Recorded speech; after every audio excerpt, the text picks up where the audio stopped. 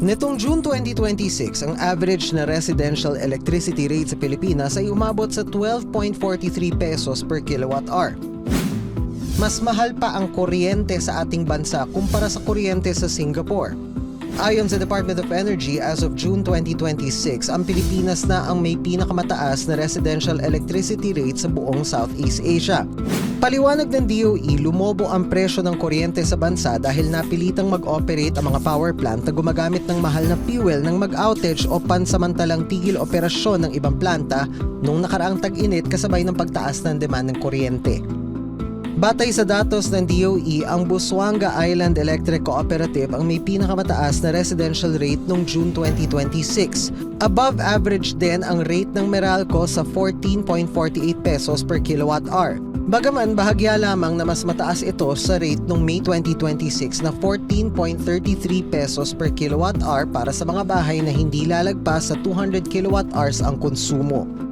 Pero posibleng hindi pa rito matatapos ang kalbaryo ng consumers dahil pwede pang tumaas ang presyo ng kuryente sa mga susunod na buwan, bunsod ng patuloy pa ring paglobo ng presyo ng mga produktong petrolyo. Bakit nga kaya mas mahal ang kuryente sa Pilipinas? Sa usaping ito, mahalagang maintindihan ang nakapaloob sa Electric Power Industry Reform Act o EPIRA. Kung dati hawak ng National Power Corporation ang transmission at halos lahat ng pasilidad na nag-generate ng kuryente, matapos maisabatas ang EPIRA noong 2001 ay na-unbundle o nahiwa-hiwalay na ang operasyon ng generation, transmission, distribution at retailing ng kuryente. Ang generation at retail o yung mga sektor na nagsusupply ng kuryente ay naging privatized. Ibig sabihin mga pribadong kumpanya at negosyante na ang nagpapatakbo nito. Bagaman layunin nito ang paghimok sa maraming investors, kapalit nito ang mabigat na pasanin sa bulsa ng consumers. Actually, bukod tangi yung Pilipinas at Singapore na may highly privatized na kuryente. Kaya hindi coincidental, yung dalawang pinaka-privatized na power sector sa rehiyon, ito na may dalawang pinakamahal na kuryente sa rehiyon. Kasi ginagawa negosyo. Hindi maaasahan ang negosyo na patakbuhin ng isang batayang serbisyo batay sa pangailangan ng ekonomiya at ng publiko. Ang pangunahin motivation ng negosyante ay tubo. Ayon kay Ibon Foundation Executive Director Sunny Africa, dahil monopolyo ng mga pribadong kumpanya ang energy sector sa Pilipinas, malaya silang nakakapagpresyo ng kuryente. Hindi gaya sa ibang bansa sa Southeast Asia kung saan pinatatakbo ng gobyerno ang energy sector bilang serbisyo at sila ang nagtatakda ng electricity rates. Sa ngayon, humigit kumulang 5 hanggang 8 kumpanya ang nagkokontrol na humigit kumulang 80% ng power generation at distribution.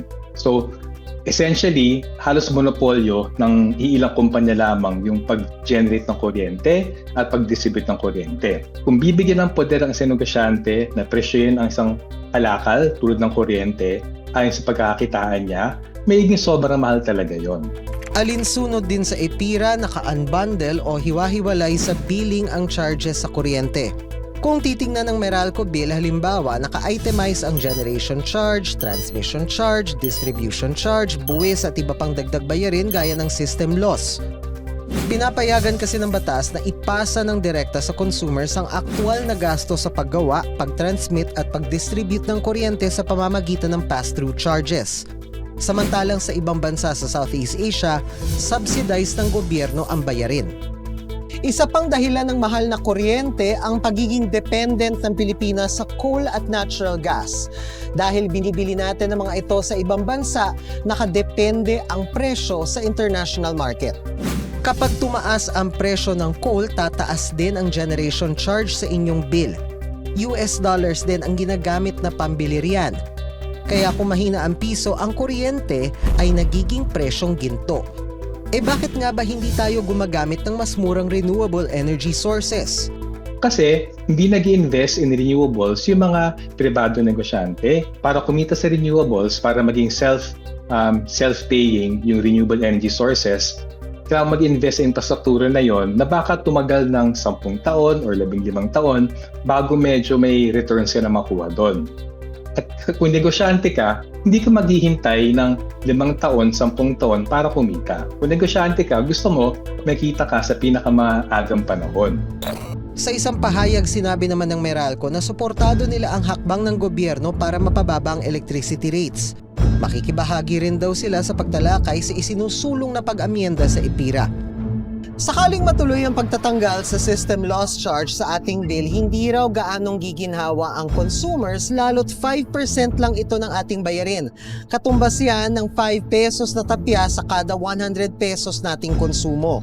Kung talaga raw na seryoso ang gobyerno sa pagpapagaan sa pasanin ng publiko, mas dapat pagtuunan ang mga pangmatagalang solusyon. Ako si Dano Tingkungko para sa GMA News.